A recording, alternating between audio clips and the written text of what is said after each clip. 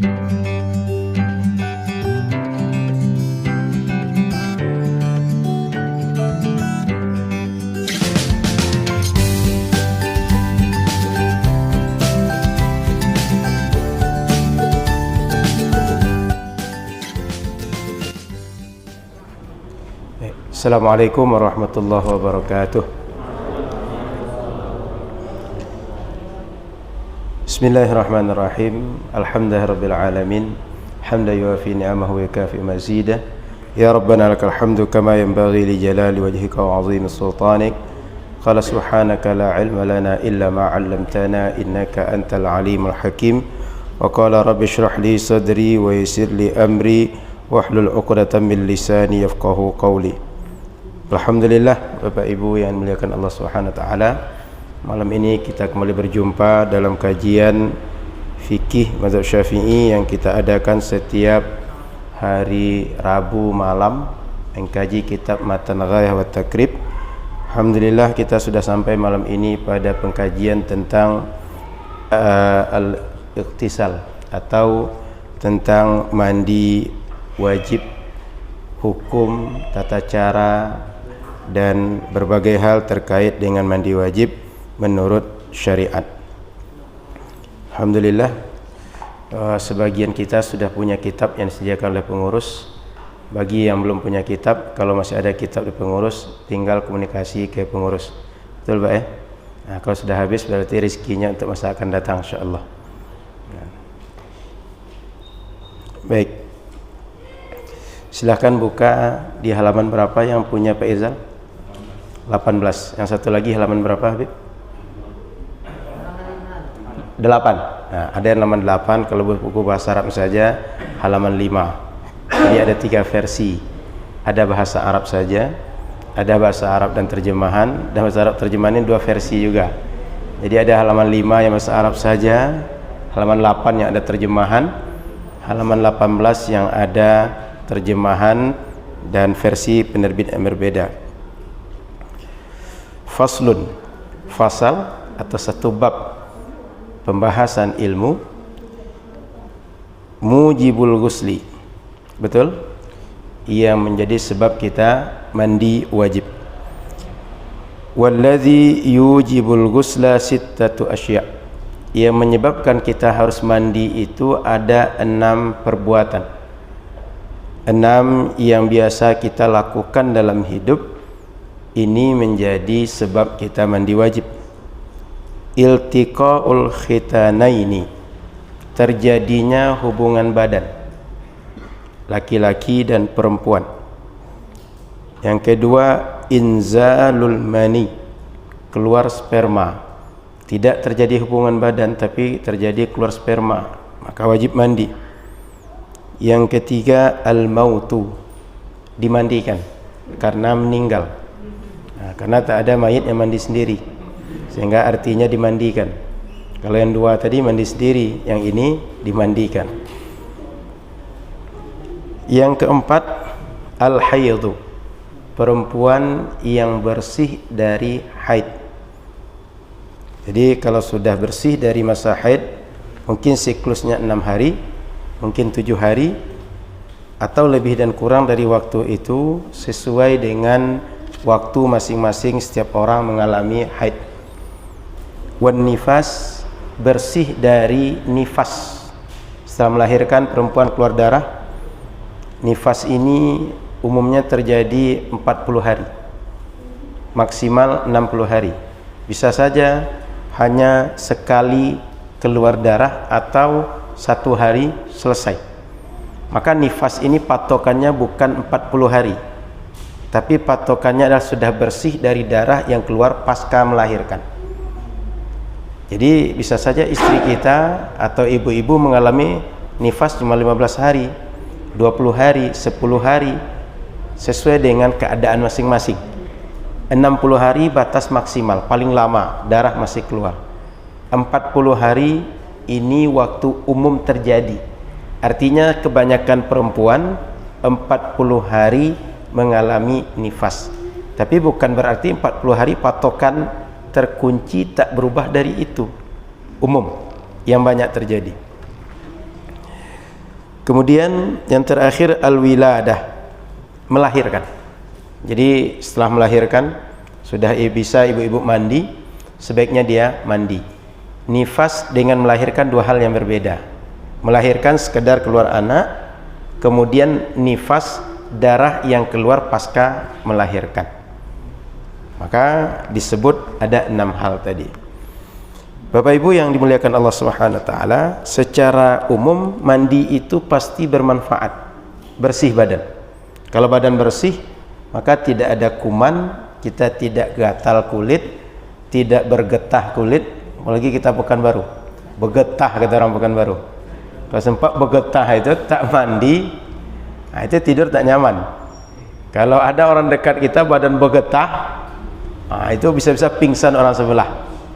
Maka mandi pasti manfaat, bersih dia, bersih dari najis, bersih dari kotoran, bersih dari keringat dan segala macam. Kemudian mandi ini ternyata menyegarkan, sehingga dalam beberapa hal kita dianjurkan untuk mandi. Oleh karena itu tidak ada yang rugi karena mandi. Maka kemudian ada syariat diatur, ada mandi ini yang harus dilakukan, ada yang disunnahkan. Sehingga kita sekarang fokus yang wajib dulu, nanti akan ada mandi yang disunnahkan. Contoh mandi ketika kita mau sholat Jumat di hari Jumat, mandi ketika kita mau sholat Idul Fitri, sholat Idul Adha, sholat gerhana, sholat istisqa, dan berbagai mandi sunnah yang lain. Fokus malam ini tentang mandi wajib yang harus dibuat seorang muslim bila melakukan 6 hal tadi. Dalam Al-Quran Allah katakan innallaha yuhibbut tawwabina wa yuhibbul mutatahhirin. Allah suka dengan orang-orang yang taubat dan orang-orang yang mensucikan diri. Taubat mensucikan diri dari dosa, sehingga yang batin dibersihkan dengan taubat, yang zahir fisik kita dengan mandi, dengan wudu, dengan cara bersih-bersih yang lain.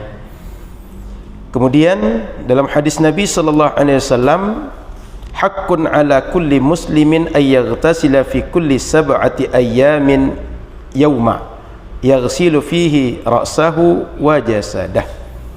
Kata Nabi, mestilah seorang muslim itu dalam setiap 7 hari dia mandi sehari, atau sekali dalam 7 hari itu mestilah dia mandi. Dia bersihkan badan dia bersihkan kepala dia, sehingga semua badannya dibersihkan. Kenapa Nabi sebut setiap 7 hari itu mesti ada 1 hari atau 1 kali kita mandi? Sebab di Arab itu tak sama dengan kita. Kita ini kalau sehari itu bisa mandi 2 kali. Di Arab kalau musim dingin itu dinginnya minta ampun. Jangankan mandi subuh, siang-siang zuhur saja itu kedinginan kita mandi kalau musim dinginnya. Maka dulu saya ingat waktu kecil-kecil Zainuddin MZ itu menyebut kalau panasnya membakar kulit, kalau dinginnya menusuk tulang, kata beliau. Memang begitu. Sehingga kalau sudah musim dingin itu pakaian kita serba hangat. Dan Bapak Ibu bisa perhatikan orang Arab kalau pakai jalabiyah, yang jubah laki-laki itu mereka menyebutnya ada jubah musim panas, ada jubah musim dingin. Kenapa? Menyesuaikan terhadap suasana dingin dan panas. Karena memang ketika musim dingin itu sangat dingin. Bayangkan kalau kita punya es di apa namanya di kulkas itu, stabilizer apa? Di freezer. Keluar dari freezer lalu dia mencair nanti, begitu mencair kan masih dingin tuh. Bayangkan berwudu dengan air seperti itu setelah subuh, itu terjadi siang hari di Arab. Wudu zuhur seperti itu. Dingin atau tidak? Maka kata Nabi setiap 7 hari. Karena tidak setiap hari mereka bisa mandi untuk membersihkan badan. Kalau musim panas 3 kali sehari bisa, karena panasnya panas sekali. Kita paling tinggi mungkin 34 di Pekanbaru ini. Saya yang merasakan sendiri di Mesir itu pernah merasakan 43 derajat musim panasnya. Sehingga karena saya termasuk sensitif dengan air, kalau sempat kurang air di musim panas itu biasanya kulit itu kering. Sehingga kalau sempat keringat itu pedih, karena dia sampai hilang elastisitasnya itu, saking keringnya. Bukan luka, tapi karena saking keringnya dia pecah sendiri, seperti kayak kulit mentimun itu kan pecah sendiri itu. Nah, itu sering musim panas saya alami begitu. Maka kalau musim panas itu pasti kemana-mana bawa air agar tidak terjadi dehidrasi. Maka Nabi sebutkan setiap 7 hari mestilah mandi. Nah, maka oleh karena itu dalam syariat kemudian ada namanya mandi wajib, ada mandi sunnah. Baik, kita bahas satu persatu. Ada tadi 6 yang menjadi sebab kita harus mandi wajib. Satu tadi terjadi hubungan badan. Ini mohon maaf yang belum menikah agar sabar dulu mendengar ini. Anggap tahu aja dulu, anggap persiapannya dulu, prepare supaya nanti kalau sudah menikah paham. Hubungan badan laki-laki dan perempuan, setiap terjadi hubungan badan, mohon maaf, kita kalau khitan itu paham ya, ada bagian kulub itu yang dipotong itu, setelah dipotong itu kan ada ujung zakar itu. Kalau sempat ujung zakar itu sudah masuk kepada kelamin perempuan, meskipun tidak terjadi ejakulasi, itu wajib mandi. Nggak selesai dia, mungkin ada kejadian, mungkin gempa dan segala macam, cuma sempat ujungnya sedikit aja tercelup gitu. Sudah tenggelamnya sedikit itu yang bagian yang dipotong kulitnya itu sudah wajib mandi meskipun tidak keluar. Paham lah ya? Nah, yang kedua, keluar sperma. Kenapa pembahasan 1 dan 2 ini dibedakan? Karena sebab yang ini tidak hanya nomor 1, ada sebab lain. Contoh, terjadi mimpi basah. Laki-laki yang mimpi basah, dia wajib melakukan mandi. Mimpi basah ini Bapak Ibu perlu dipahami, satu di antara tanda balik. Anak kita ada 3 tanda baliknya. 1 haid, 2 mimpi, yang ketiga usia. Usia ini sudah 15 tahun hijriah. Jadi kalau anak perempuan kita sudah haid, dia sudah dihukumi sama dengan kita mukallaf. Wajib nutup aurat, wajib sholat, wajib puasa, dan wajib dengan kewajiban yang lain. Mimpi anak laki-laki, sempat dia mimpi, dia mengadu kepada bapak dan ibunya, saya mimpi, mimpinya begini begitu segala macam. Maka mimpi ini menandakan dia sudah dewasa sama dengan kita. Jika tak terjadi 2 hal ini, usianya 15 tahun hijriah, dia sudah dihukumi dewasa. Maka Bapak Ibu, kalau anak kita lahir, perlu dicatat tanggal lahirnya berdasarkan hijriah. Kenapa? Kalau tidak terjadi 1 dan 2, anak kita tidak haid seperti perempuan yang lain, dia tak pernah mengalami mimpi basah, sementara dia sudah usia di atas 20. Kan nggak lucu, besok mau nikah datang ke KUA, sampai sekarang perempuan nggak pernah haid, atau laki-laki nggak pernah mimpi basah. Jadi nanti orang tanya, kamu sudah balik atau belum? Gimana dia menjawab? Nah, maka ini dia, usia ini sudah 15 tahun hijriah, dia dihukumi balik. Laki-laki dan perempuan sama, 15 tahun hijriah balik. Maka tolong dicatat tanggal lahir anak secara hijriah. Kan kita nggak bisa memastikan ya, anak kita mengalami mimpi atau mengalami haid. Inilah tanda yang dialami semua orang. Jadi keluar sperma, mimpi basah. Yang kedua, terjadi namanya, mohon maaf, mungkin bermain sendiri, ada onani namanya. Yang kedua ini sebab terjadinya keluar sperma. Maka dibedakan poin 1 dengan poin 2. Bapak Ibu mungkin timbul pertanyaan, Ustaz, orang onani ini kan atau orang berzina, apakah dia wajib mandi juga? Wajib mandi. Kenapa? Wajib mandi itu pertama suruhan syariat. Yang kedua, mandi ini nanti silakan rasakan sendiri. Biasanya bila terjadi poin 1 ini atau poin 2 ini, terutama poin 2, itu orang biasanya lemas. Dan memang begitu kriteria atau kebiasaan terjadi ketika ini terjadi. Maka ketika mandi dia segar kembali. Maka oleh karena itu meskipun orang berdosa, orang berzina, dia tetap melakukan ini. Harus dia mandi wajib. Tidak hanya orang yang halal saja, tidak hanya orang yang benar saja. Yang benar dan tidak benar melakukan hal yang sama. Ada hal lain selain dia berdosa dan tidak mesti diperhatikan. Itu. Yang ketiga, ini baru dimandikan. Orang meninggal. Ini kita yang memandikan. Jangan suruh pula mayat mandi sendiri. Jadi harus kita yang memandikan. Bagian dari fardu kifayah kita. Orang yang meninggal, ini perlu kita paham juga lebih awal. Ada berapa hal yang dilakukan begitu orang meninggal. Satu, lunasi hutang dia. Setelah lunasi hutang, bayarkan kewajiban dia kepada Allah. Contoh dia punya nazar, contoh dia punya zakat, contoh dia punya kafarah, belum selesai. Maka kewajiban-kewajiban itu tunaikan, lunasi hutang. Yang ketiga, baru laksanakan fardu kifayah yang keempat. Yang keempat, tunaikan wasiat dia. Yang kelima, baru bagi warisan. Ini mesti dilakukan kepada mayit begitu dia meninggal. Lunasi hutang dia, bayarkan kewajiban dia kepada Allah. Kan boleh jadi ada orang yang belum tunaikan zakat, dia mesti tahun ini berzakat, nanti Ramadan dia mesti zakat, dia meninggal bulan Sya'ban, bulan Rajab, kita bayarkan hutang dia kepada Allah dan kepada manusia. Sudah itu fardu kifayah yang 4. Bahkan lunasi hutang ini Nabi pernah tidak mau menyolatkan sahabat kalau hutangnya belum diselesaikan, atau ada yang menanggung pelaksanaan hutang dari sahabat yang wafat. Kemudian baru fardu kifayah yang 4. Setelah itu wasiat dia tunaikan. Wasiat didahulukan daripada warisan. Kenapa? Wasiat ini terkait dengan hak orang lain. Warisan terkait dengan orang-orang yang merupakan anak, merupakan orang yang berhubungan darah dengan orang yang meninggal. Biasanya kalau warisan dibagi, tidak dibagi dulu wasiat, jangan-jangan wasiat nanti lupa, sehingga tak keluar hak orang lain. Habis semua itu baru warisan. Nah, dalam syariat ketika kita mengurus mayat untuk fardu kifayah ini boleh diambilkan dari harta pribadi orang yang meninggal.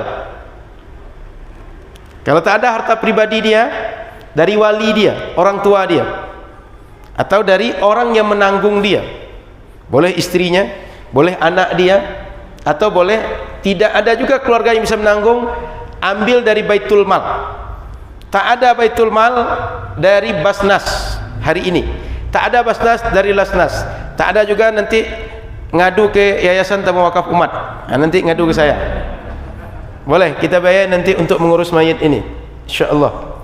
Jadi yang ketiga, meninggal mesti dimandikan orang meninggal. Tapi perlu diingat, bila seorang laki-laki meninggal, di tempat itu yang memandikan hanya seorang perempuan, kalaulah mereka hidup keduanya boleh menikah, perempuan tadi tak boleh memandikan yang laki-laki ini.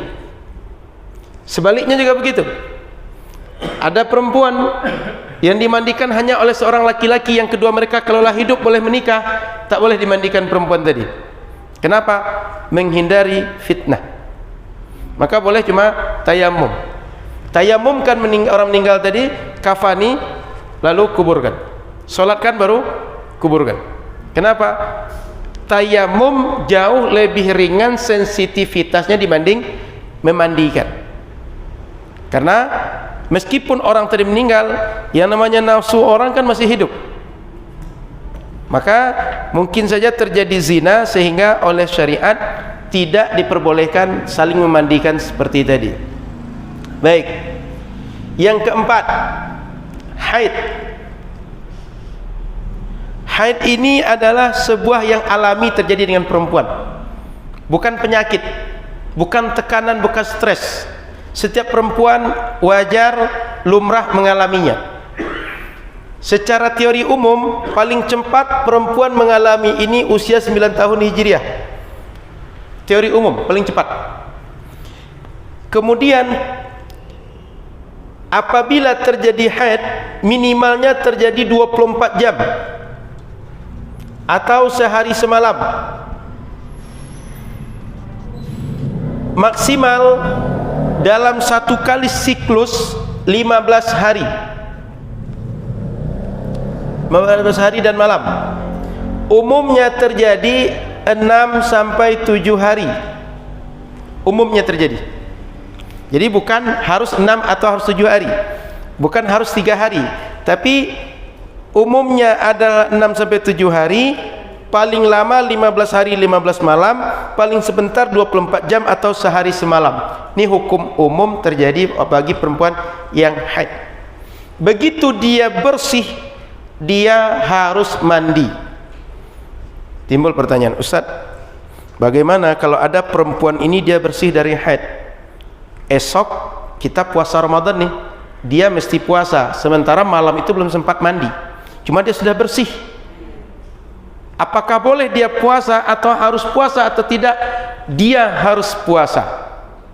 Mandinya boleh diundur nanti setelah dia sahur, kan boleh jadi dia ketika tidur bangunnya itu sahur, setelah sahur nggak sempat mandi, atau sebaliknya kalau dia mandi nggak sempat sahur, maka boleh dia begitu bangun dia sahur dulu, setelah sahur dia mandi, tapi dia sudah niat puasa sebelum waktu mulai menahan itu masuk. Jadi harus berpuasa. Yang kedua pertanyaan, Ustaz, bagaimana ini istri sudah selesai tapi belum mandi, boleh enggak kita gitu? Ada 2 mazhab. Dalam mazhab Syafi'i tidak diperbolehkan, mesti dia mandi dulu. Dalam mazhab Imam Abu Hanifah boleh. Kenapa? Dia sudah selesai, cuma belum mandi saja. Paham ya? Maka sebaiknya mandi dulu baru lakukan. Tidak usah dijelaskan. Oke? Kemudian kalau dia mau sholat, dia mesti mandi, nggak ada pilihan, harus mandi dulu baru sholat. Apalagi yang lain, memegang Al-Quran, menyentuh Al-Quran, mandi dulu baru dia memegang, menyentuh, membawa Al-Quran. Oke, 4. Yang kelima, nifas. Nifas ini perlu dipahami adalah darah yang keluar pasca melahirkan. Sebelum melahirkan itu tidak disebut dengan nifas. Jadi kalau anak sudah keluar lalu keluar darah, itu baru disebut dengan nifas. Makanya dalam pengertiannya akibal wiladah, keluar anak, setelah keluar anak baru ada darah yang keluar banyak, lalu terus mengalir.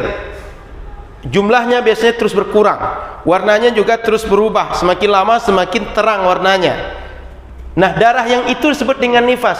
Adapun sebelum anak lahir, apakah pecah ketuban, apakah pendarahan, apapun istilahnya, enggak disebut dengan nifas. Sehingga kalau sempat sebelum anak lahir darah keluar dan segala macam, itu darah tidak menghalangi sholat, tetap wajib sholat, bersihkan sholat.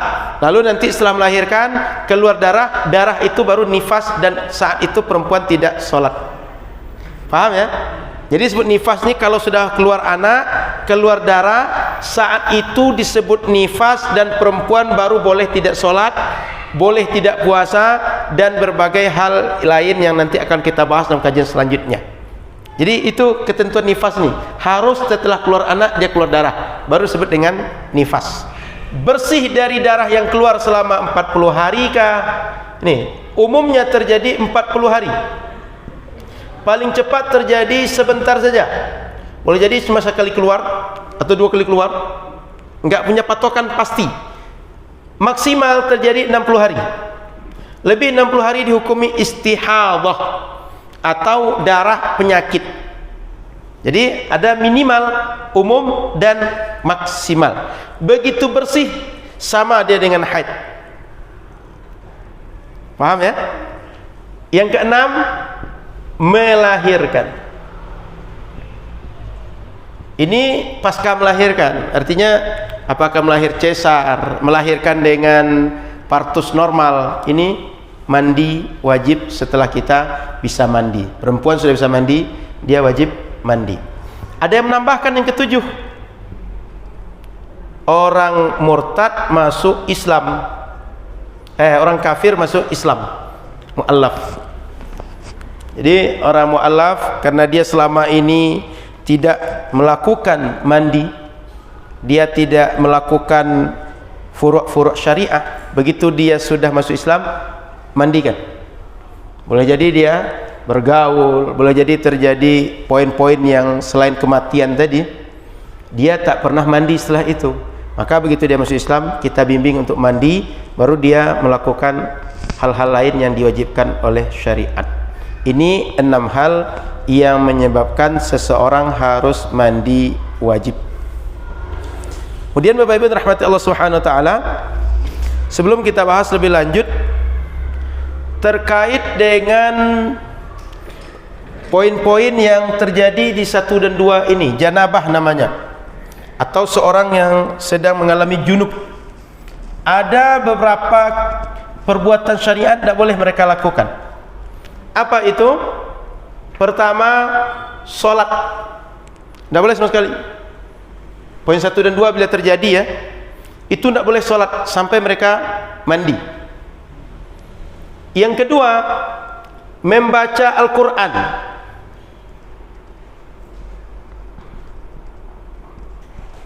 Membawanya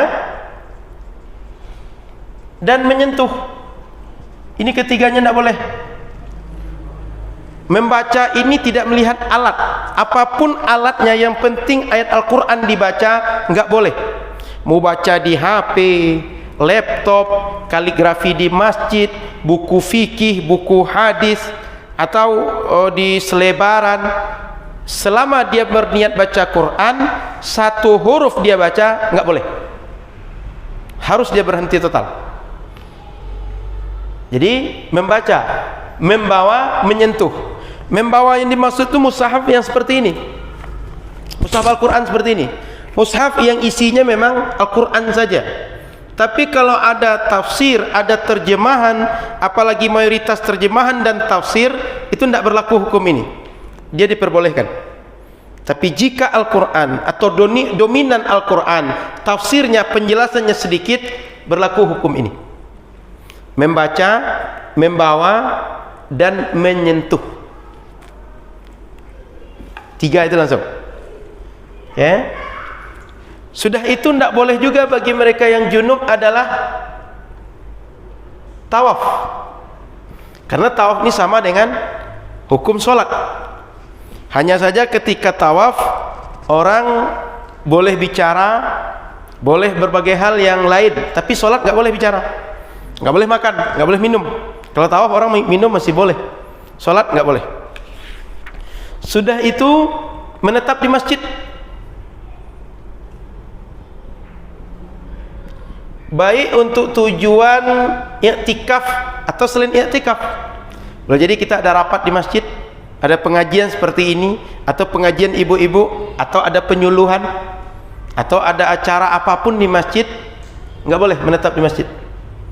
Kecuali orang sekedar butuh lewat. Contoh, mohon maaf, garim kita tinggal di sini, dia kalau keluar kamar mandi mesti lewat pintu sini. Nah, sekedar lewat itu boleh.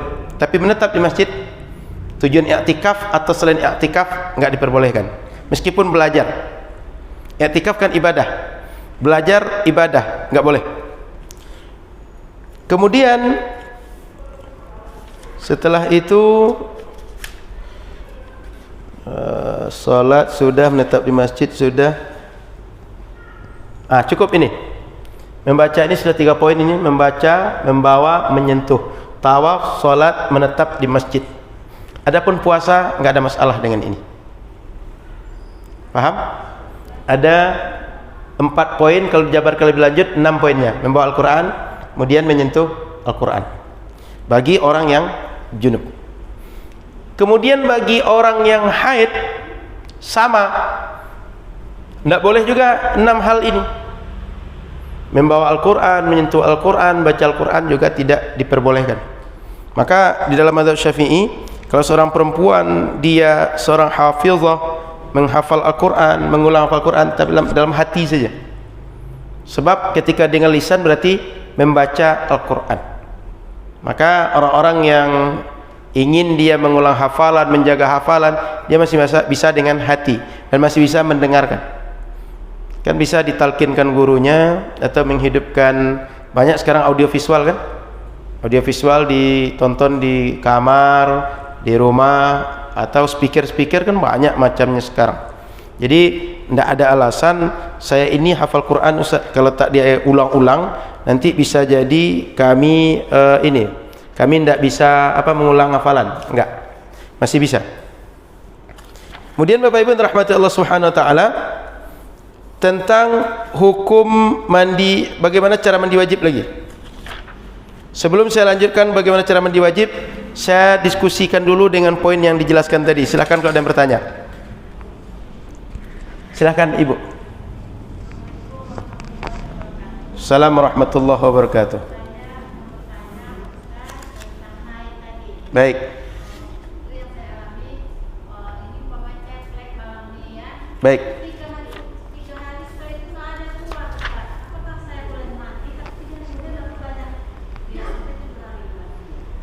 Baik, jadi malam ini keluar, kemudian 3 hari ke depan baru keluar lagi. Ini cuma flek. Flek itu belum dihukumi sebagai haid. Tapi kalau misalnya dia keluar terus menerus, kalau misalnya 1 hari ini keluar 3 jam, terus nanti bergabung lagi hari ke depannya 3 jam, sampai nanti minimal 24 jam, ibu dihukumi haid. Kalau tidak, maka dia belum haid. Okay. Yang tadi di awal tadi ibu masih boleh sholat dulu. 3 hari ke depan kalau keluar banyak dan terus menerus dia, ibu berarti haid. Maka darah perempuan ini ada mutahayyirah. Perempuan itu kadang dia bingung, ini darah ini haid atau tidak, ini istihadah atau bukan. Itu kadang dialami oleh perempuan. Jadi flek tadi belum dihukumi sebagai haid. Nah itu. Kalau nanti timbul pertanyaan, Ustaz, saya karena sudah mengalami flek begitu, saya enggak sholat karena saya mengira itu haid. Bagaimana? Begitu sudah nampak kapan haid yang sesungguhnya, tadi sholat sudah terlanjur ditinggalkan, itu mesti diqadha saat kita sudah tahu kapan pastinya kita haid dan kapan berakhirnya.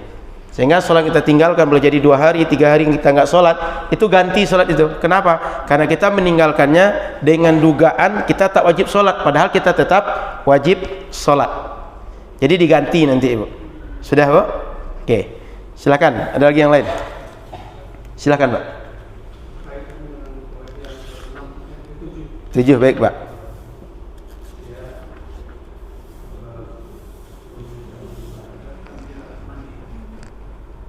Bagaimana dia orang-orang yang masuk masjid? Sudah Pak. Baik. Jadi orang mu'alaf ini otomatis dia setelah masuk Islam baru dimandikan. Maka sebelum masuk Islam dia kan boleh jadi kita syahadatkan di masjid, boleh jadi kita syahadatkan sengaja di dalam ruang masjid seperti Masjid Raya An-Nur, Masjid Ar-Rahman Kota, Masjid Al-Falah Jalan Sumatera. Itu yang saya sering temukan disyahadatkan di situ. Nah, secara hukum umum ada 2 perbedaan mazhab ulama tentang hukum bagi orang kafir dalam menjalankan syariat. Sini aja lah ya. Ini sudah bisa dihapus ya. Oke, saya hapus ini. Ada 2 mazhab ulama tentang hukum menjalankan furu' syariah namanya. Furu' syariah itu artinya dia mengerjakan sholat, dia harus mandi, dia harus puasa. Mazhab yang satu mengatakan orang kafir juga diperintahkan, sehingga dia wajib sholat sebenarnya, dia wajib puasa, hanya saja nggak sah kalau dia nggak masuk Islam. Maka ada dalilnya dalam surat Al-Qiyamah kalau tidak salah. Ditanya lima takum minal, ditanya kenapa kalian masuk neraka sakar? Jawab mereka, lam naku minal musallin. Dulu kami ketika di dunia tidak sholat, nggak mau mengerjakan sholat, dan tidak mau ngasih makan orang miskin. Berarti orang kafir berdasarkan dalil itu, kata para ulama usul fikih, mereka sebenarnya disuruh sholat, disuruh ngasih makan orang miskin, disuruh segala macam, tapi mereka nggak sah kalau nggak masuk Islam. Maka di sini disebut diperintahkan menjalankan furu' syariah termasuk mandi tadi. Menurut sebagian ulama. Menurut sebagian yang lain tidak diperintahkan. Yang diperintahkan ini siapa? Yang muslim saja, yang masuk Islam saja yang diperintahkan, sehingga dia wajib mandi. Maka dengan 2 mazhab ini, jika kita mengikut mazhab yang ini, termasuk kita di dalamnya di sini nih, mazhab kita, maka orang kafir tadi kalau belum mandi dia masuk masjid nggak masalah. Kenapa? Dia termasuk tak dihukum diperintahkan menjalankan furu' syariah. Dia harus mandi, dia harus puasa, harus sholat, harus zakat. Poin ini. Dan ini mazhab jumhur ulama. Paham Pak ya? Jadi tidak ada masalah. Dan dia diperintahkan mandi tadi ketika dia sudah masuk Islam. Dan ini pun mandi orang kafir ini masuk Islam mahalul khilaf di antara ulama. Khilaf di antara ulama. Arti khilaf adalah sebagian mengharuskan, sebagian tak mengharuskan. Maknanya begitu dia syahadat, kalaupun dia tidak mandi, dia sah Islamnya. Dia mengerjakan semua furu' syariat yang lain tak tergantung dengan mandi dia. Sah dia mengerjakan meskipun dia tidak mandi. Begitu Pak. Maaf karena talinya dua, ini nyangkut-nyangkut, saya jadi bingung gitu. Baik. Sudah Pak? Oke. Ada lagi yang lain silakan, ada yang bertanya? Silakan. Berdosakah menunda mandi wajib? Baik. Sebentar. Nyangkut-nyangkut. Menunda mandi wajib apabila meninggalkan larangan di situ berdosa, Bang. Tapi jika tidak sampai meninggalkan larangan, artinya kita contoh, mohon maaf, bergaul malam hari sebelum tidur. Kan besok subuh perlunya mandi itu. Enggak mandi malam itu boleh? Tidak boleh, enggak berdosa. Kenapa? Dia harus mandi itu ketika melakukan ibadah. Maka dianjurkan seorang yang ada sebab yang 6 tadi segera untuk mandi. Jadi enggak berdosa. Berdosanya kalau dia sampai meninggalkan kewajiban ibadah. Bisa dua dosanya, dosa enggak mandi dan dosa meninggalkan ibadah. Cukup? Ada lagi yang lain? Silakan, Mbak. Baik.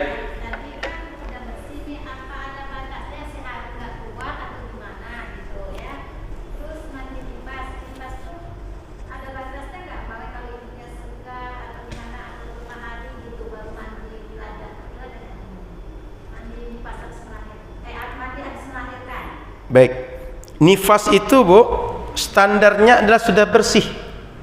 Jadi pokoknya standar sudah bersih, dia mandi, setelah itu dihukumi suci.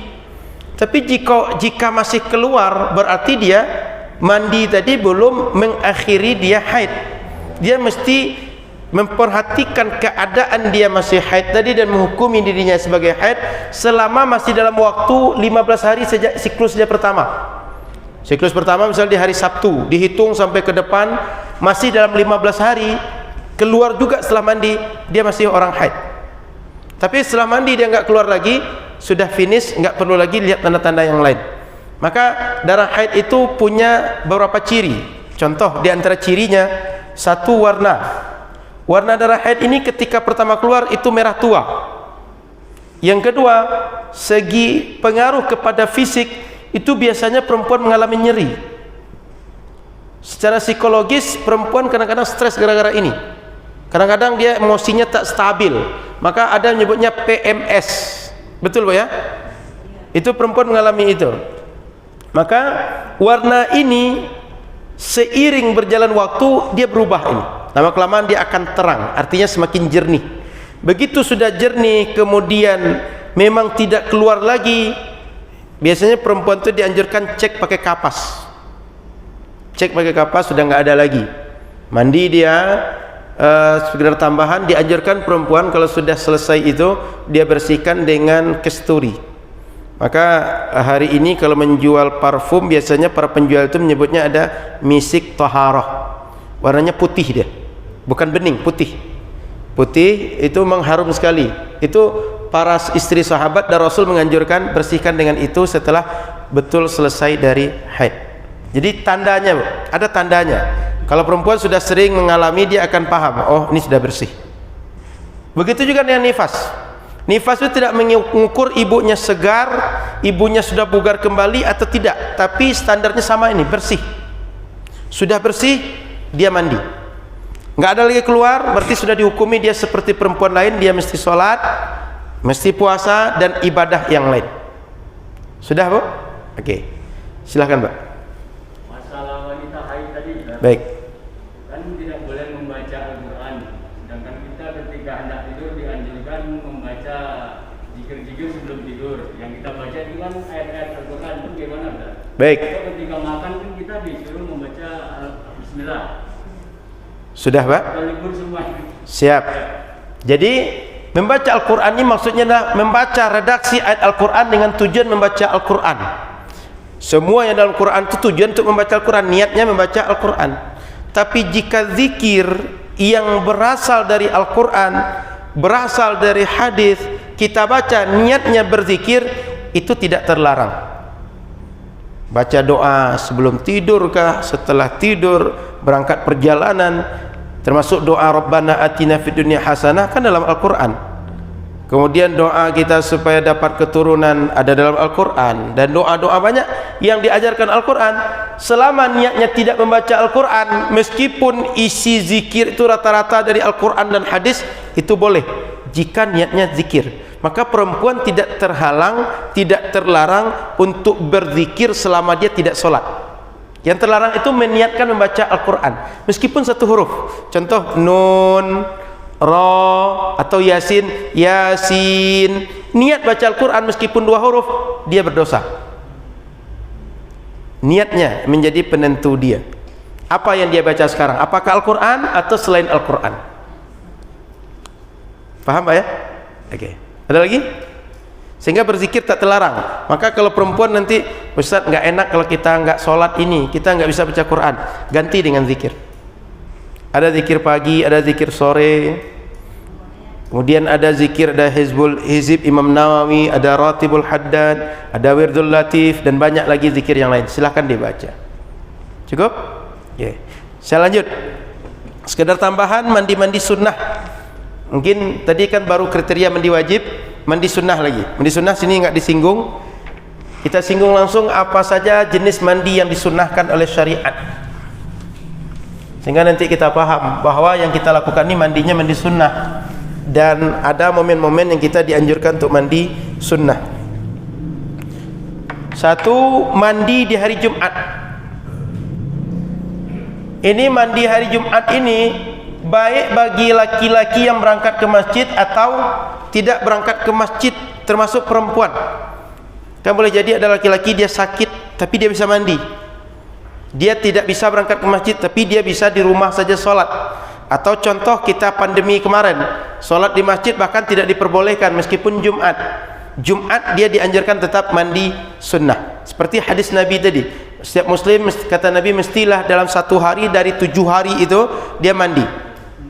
Mandi hari Jumat. Jadi bukan mandi untuk pergi Jumatan, maksudnya mandi di hari Jumatnya, baik berangkat Jumat atau tidak. Lebih baik lagi mandi tadi sebelum Jumatan.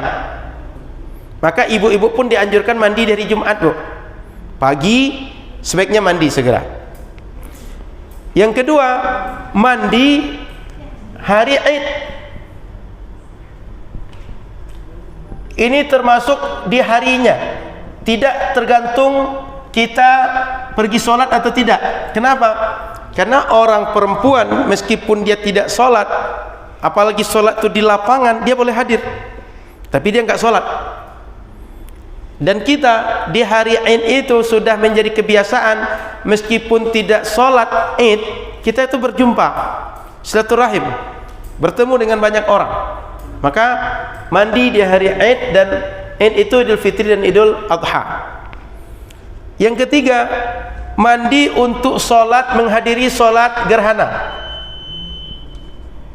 Karena memang kalau sholat gerhana kita nggak sendirian sholatnya, berjamaah. Nah, untuk menghadiri itu kita mandi terlebih dahulu. Silakan muazin sholat. Oke. Sambil nunggu muazin. Yang keempat, mandi untuk menghadiri sholat istisqa. Nanti selanjutnya kita lanjut setelah muazin menunaikan azan.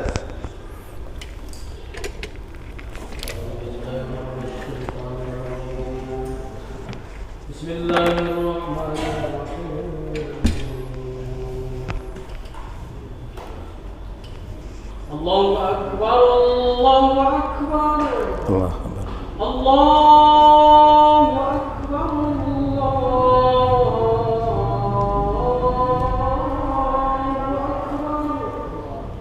Asyhadu an la ilaha illallah, Asyhadu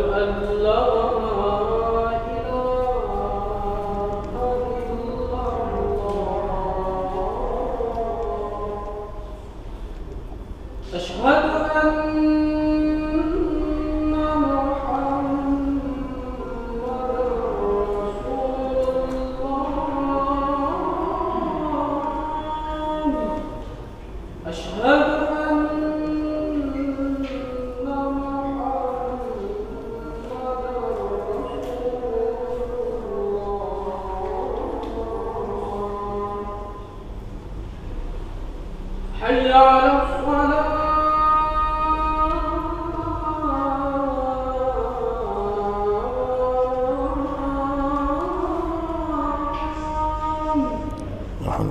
حي على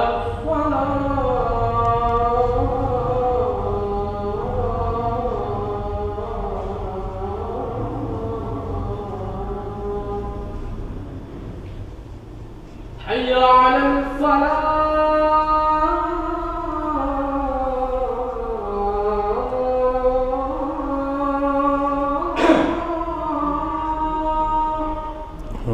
حي على الفلاح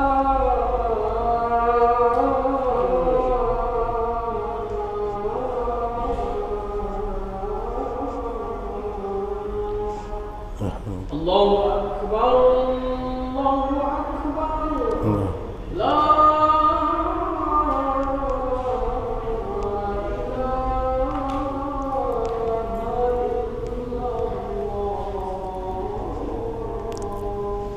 لا إله إلا الله محمد رسول الله صلى الله عليه وسلم اللهم رب هذه الدعوة التامة الصلاة القائمة آت سيدنا محمد الصلة الفضيلة الشرفية العطل الرافية اللهم مقامه رحم الراحمين. Baik, kita lanjut sunnah yang kelima. Sunnah untuk orang yang memandikan mayit. Jadi orang memandikan mayit, dia mandi setelah itu. Orang yang memandikan mayit. Kenapa sunnah bagi orang mandikan mayit ini? Biasanya kita kalau memandikan mayit itu psikologis kita terpengaruh. Yang kedua, ada kemungkinan kita terkena najis. Kalau terkena najis, kita kan yang namanya memandikan orang, percikan air dan segala macam kan kita nggak bisa mendeteksi itu. Sebab kan memandikan mayit itu kan percikannya boleh jadi kena ke badan, kena ke tangan, ke kaki, ke pakaian keseluruhan. Supaya najis yang nempel di badan mayit tadi bersih dari badan kita, karena kita akan sholat, kita akan melakukan berbagai ibadah yang lain, sebaiknya mandi. Kenapa tak diwajibkan? Karena tak ada penyebab mandi, tak harus dia mandi, cuma sebagai hati-hati kalau ada najis yang nempel.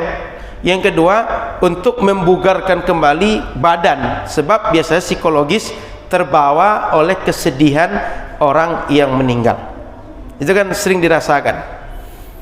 Sunnah selanjutnya adalah orang yang akan ihram, baik untuk haji ataupun yang sunnah, yaitu umrah. Makanya kita kalau pergi umrah dari Madinah ke Makkah, biasanya kita ke Madinah dulu kebanyakan. Begitu kita ihram di Bir Ali Madinah, dianjurkan mandi dulu di hotel, bersih-bersih. Nanti tinggal di Bir Ali itu tinggal kita berniat saja, labbaik Allahumma umrah. Betul? Nah, mandi dulu. Baik ihramnya untuk haji ataupun ihram untuk umrah, keduanya sama, disunnahkan, tidak wajib. Artinya kalau ada orang mau umrah, mau haji, sebelum ihram dia tidak mandi, nggak masalah. Contoh, kita berangkat dari Indonesia, kita menganggap bahwa berihram di atas pesawat ketika melewati Yalamlam Yaman, maka kita nggak mungkin mandi di pesawat. Sementara berangkat Indonesia boleh jadi dari Pekanbaru langsung ke Batam, Batam nanti langsung pula berangkat dengan pesawat menuju Jeddah atau Madinah, kita nggak mandi. Maka mandi ini tidak wajib tapi sunnah. Selanjutnya, bagi orang yang hendak memasuki kota Makkah dan Madinah,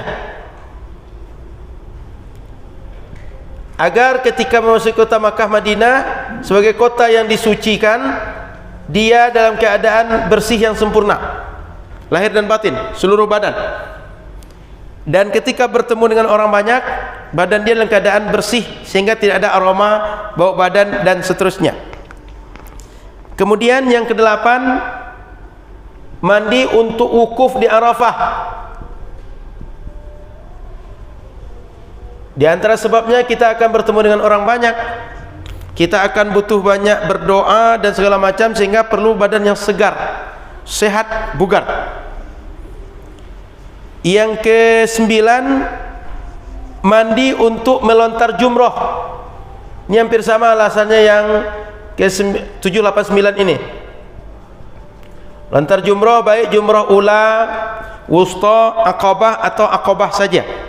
Sebab dalam 4 hari kita berada di Mina mabit, itu yang kita lontar beda-beda. Pas tanggal 10 hanya jumrah Aqabah, 11, 12, 13 ketiga jumrah. Kemudian saya kira cukup ini, 9 ini. Nanti ada lagi mandi-mandi yang lain, ini yang umum terjadi. Kemudian Bapak Ibu, bagaimana Ustaz? Kami kan mandi tiap hari.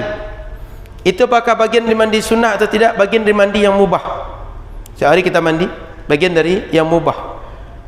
Tapi Ustaz, bisakah kami dapat pahala dari mandi kami tadi? Bisa. Diniatkan saya supaya nanti tenang ibadah, khusyuk ibadah, supaya saya nanti solat itu nikmat, supaya baca Al-Quran itu saya tenang, supaya saya baca Al-Quran itu bisa istiqamah dan seterusnya. Kita niatkan dengan mandi tadi ibadah kita lebih baik, itu bisa bernilai ibadah mandi kita. Maka banyak amalan yang mubah, dia sama dikerjakan atau tidak menjadi pahala karena niat yang baik.